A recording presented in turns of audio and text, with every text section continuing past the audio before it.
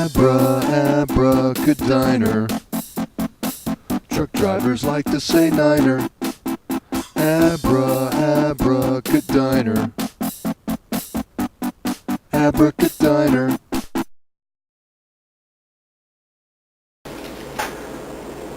Hello, and welcome to Abracadiner. My name is Dave. Hey, today we have a guest who has done some pretty amazing things.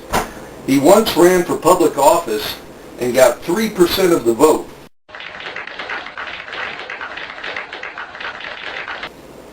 He also bears a striking resemblance to Haley Joel Osment, and he can grow a perfect symmetrical goatee. Let's have a warm welcome for Reid Kapple. Hey, Reid. Hi, Dave. Glad you could make it. I am so glad to be here. Now, just for the viewers, we should probably establish how we know each other. How do I know you? Well, we're not strangers. We are more than acquaintances. You work at Homer's, and with many people that I know. One of which is Glenn Winkler, our first real guest on the show. Yeah, he was good. That was a good show.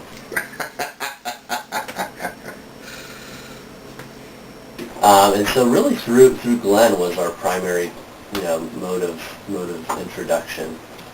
Now, Reid, tell us a little bit about yourself. Where are you from? Things you like? What you eat? Well, I'm from Kansas City. Excuse me. Born and raised. On the playgrounds where I spent most of my days.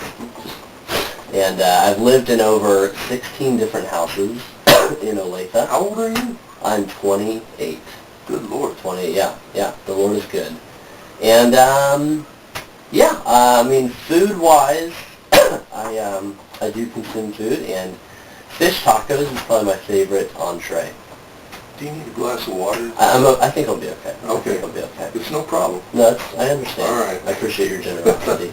Well, when I was talking to Glenn and some of our mutual friends, they told me that you're a funny guy, that you can tell a good joke when you set your mind to it. Yeah. What do you have any guys that you look up to?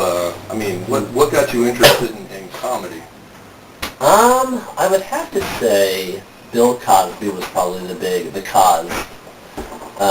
He's not dead, I guess, but I just No, he's still with us. As if he was dead. Bill Cosby was a big influence. My little brother and I grew up listening to some Bill Cosby records, and we memorized them. So they're all up here. Now we didn't talk about this before the interview, but I've actually got some Bill Cosby vinyl in the You have Wonderful? I used to have that one. And my favorite sketch on that album was probably the chicken heart that ate up New York City. Yes, I love that story. Man, my little sister and I can quote that by heart. Yeah. That was a pretty good one. He ate up the Jersey Turnpike. It's in your home state. And Cosby was a big influence. And then since then, Seinfeld is obviously, I kind of gravitate towards him. I'm not like an observational funny guy. I'm just more of a storyteller, and that's kind of where I get the Bill Cosby influence. Now, have you ever done this in public? Have you ever gone on a stage and told a series of jokes, or is that something that you're kind of hesitant to do? I'm a bit hesitant. I'm going to get you a glass of water. I'd appreciate it. Thank you.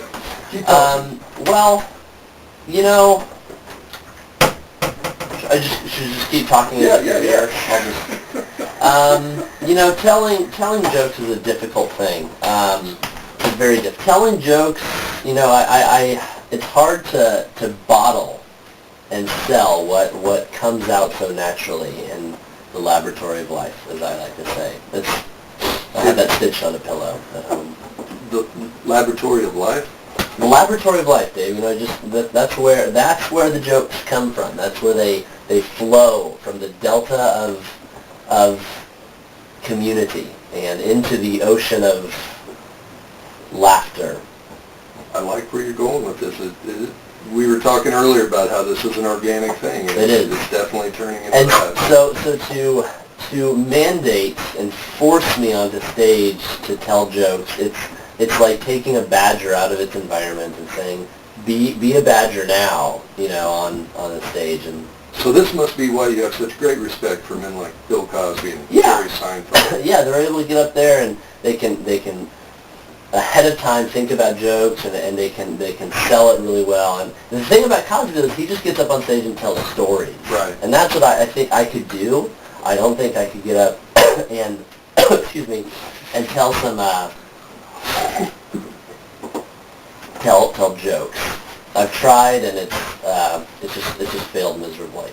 Well, what if we gave you a chance to do it right here on the show? If you were just to tell one joke and get a good response from our studio audience. Well, depends on what the audience wants.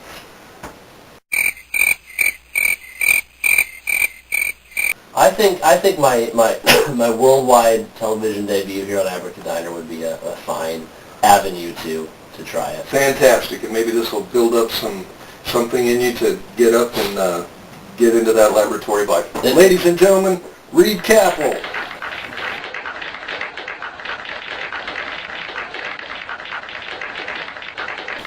Hey everybody!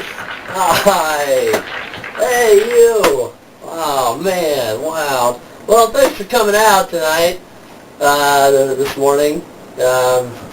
Hey, so I was talking to some friends the other day about the A-Team, my favorite show, and I was talking to my friend and I said, hey, my favorite character was B.A. Baracus. I didn't, there's, Murdoch, there's Face, there's the Colonel, there's all those guys, and I said, who was your favorite character? And he said, I liked them all but Face. And I said, hey, there's no need for childish name-calling. But, he was saying, like, everyone except Face.